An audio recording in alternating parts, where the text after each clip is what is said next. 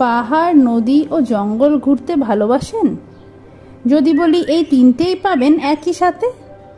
কলকাতা থেকে মাত্র 200 কিলোমিটার দূরে এক রাতের জন্য অনায়াসে ঘুরে আসতে পারেন বাঁকুড়ার বর্দি পাহাড়। সাথে চাক্ষুষ করতে পারেন 500 বছরের পুরনো মল্ল রাজাদের নিদর্শন। তাহলে চলুন ঘুরে আসি বাঁকুড়ার বর্দি পাহাড়, জয়পুরের জঙ্গল ও বিষ্ণুপুরের মন্দির।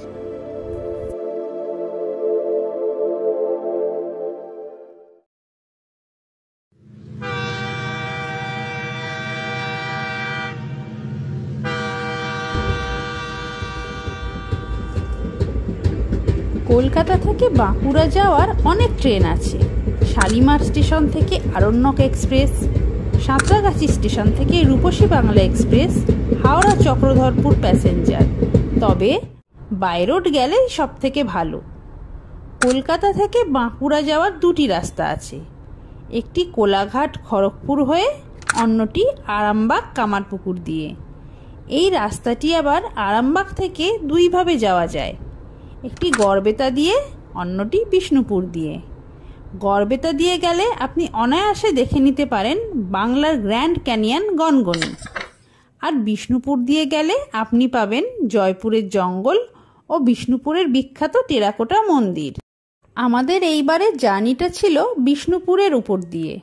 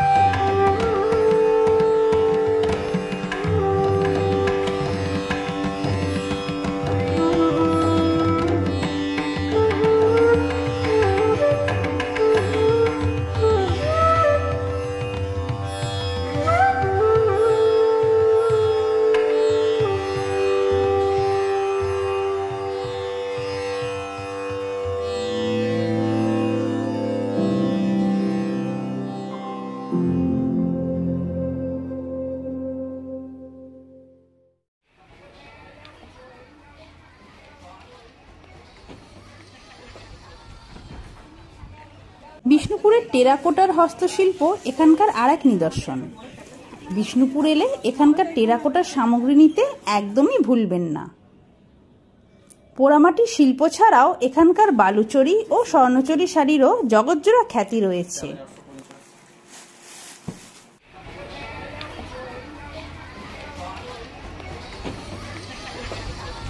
চাইলে সরাসরি দেখে নিতে পারেন এখানকার কারখানায় কিভাবে শাড়ি তৈরি করা হয়।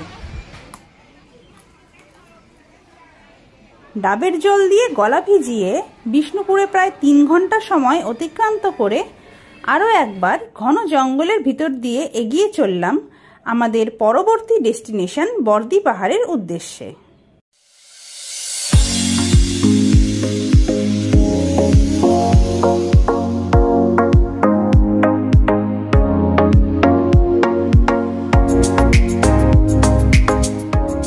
পাহাড়ের কোলে রয়েছে বর্দি ইকো রিসর্ট।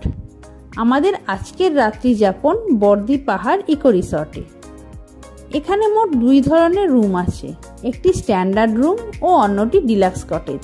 স্ট্যান্ডার্ড রুমের ভাড়া ডবল বেড হলে 1800 ও 4 বেড হলে 2800 এবং ডিলাক্স কটেজের ভাড়া ডবল বেড হলে 2500 এবং 4 বেড হলে 3500। রুমের সাথে কোনো রকম কমপ্লিমেন্টারি ব্রেকফাস্ট বা মিল থাকে না। আমরা ছিলাম ডিলাক্স কটেজে। রুমের বেসিক অ্যামনিটিস সবকিছুই ছিল।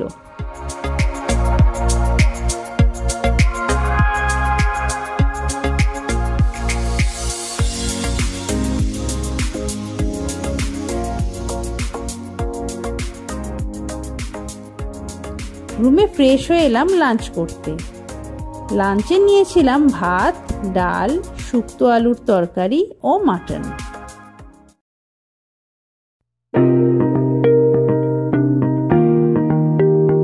লাঞ্চ সেরে একটু নদীর দিকে গেলাম।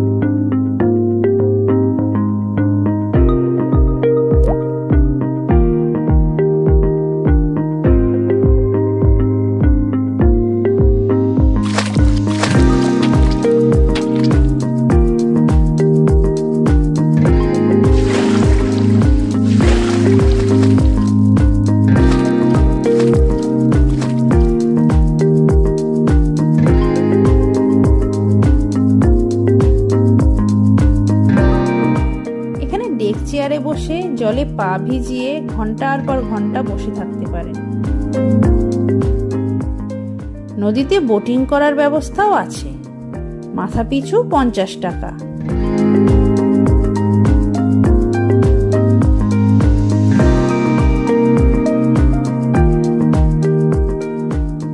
সন্ধ্যাবেলা নিলাম চিকেন পকোড়া ও চা। 8 পিস চিকেন পকোড়ার দাম 160 টাকা, তবে খেতে খুব ভালো। রাতে ডিনারে নিয়েছিলাম ভাত, ডাল, আলু ভাজা, আলু ঢেঁড়সের তরকারি ও চিকেন।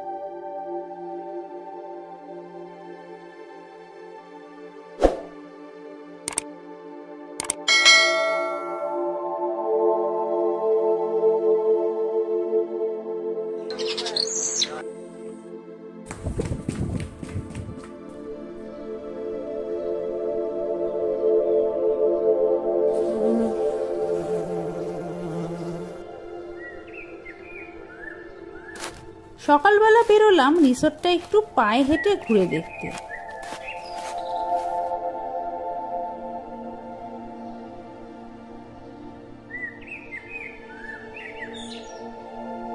রিসোর্টটা বেশ বড় ও নানা রকম ফুল গাছে ভরা।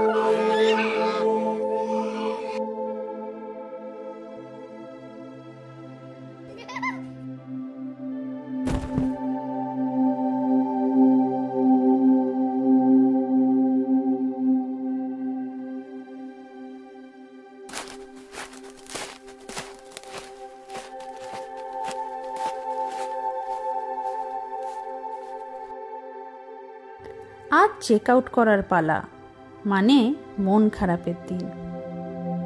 তবে সব কিছুরই তো একটা শেষ থাকে, না হলে নতুন শুরু হয় না।